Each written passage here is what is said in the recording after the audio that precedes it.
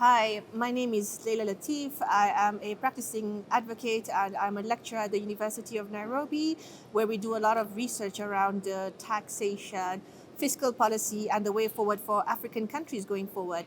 So there's this whole question around where do we go forward now that the finance bill has been rejected. And there have been a lot of provisions in the finance bill that were subject to controversy, but there were equally other provisions in the finance bill that were really, really good in terms of plugging the loopholes insofar as illicit financial flows are concerned, and also from the perspective of raising domestic sources of revenue.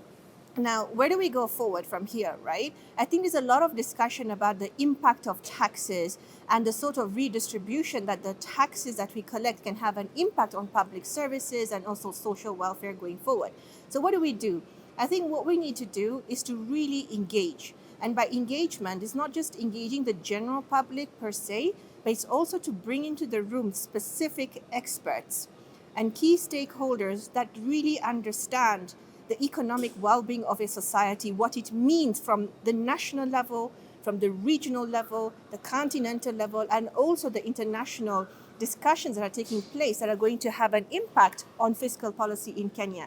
So these conversations are very important to have from two perspectives. Number one, how do we raise enough sources of revenue to finance our development needs and to service debt, which is a really, boiling point at this particular moment.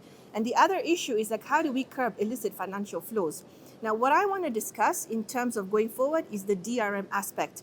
And I don't really want to focus on what we can mobilize at the national level, but I want to focus the conversation on what do we need to do at the international platform so as to secure a broader fiscal space for our nation. So how are we supposed to look at the design of international taxation so that we are able to net in more profits for purposes of taxation into our own country? So we've got digital business models, we've got multinational corporations that are getting in the realm of digitalization. How are they making their money? How are their profits being taxed? Where are they deriving their revenue from? If they're deriving their revenue from Kenya, is Kenya able to tax part of those profits? So in the finance bill that has passed, we had the proposal to introduce the significant economic presence tax at 20%. That's a good thing. But then how much of that tax can be generated for us? We have the explanation about bringing in the minimum effective tax rate at 15%. Is that really an ideal percentage? Well, when you look at the average of all African countries in terms of how much corporate income tax is, the average is at about 28%. So if we're thinking about taxing multinational corporations, the minimum effective tax rate at 15%, are we doing ourselves a justice? We are not. So these are the conversations I think we need to have going forward in terms of the minimum effective tax rate. 15% or 30%? Or do we meet midway in terms of 20%? Because what generates more revenue for us is what we can get to tax of those multinational corporations going forward. So for me, the main take-home message is let's look at international taxation. Where are the problems in international taxation?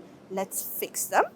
Even if it's in transfer pricing, what do we need to do to ensure that we're not going ahead into transfer mispricing? If it's aspects of illicit financial flows, we're trying to avoid instances of trade misinvoicing, false invoicing, thin capitalization. All these are really important technical tax concepts that we need to understand, and we need to find a way in which we can now plug them in so that we can generate more sources of revenue going forward. Thank you for listening to me.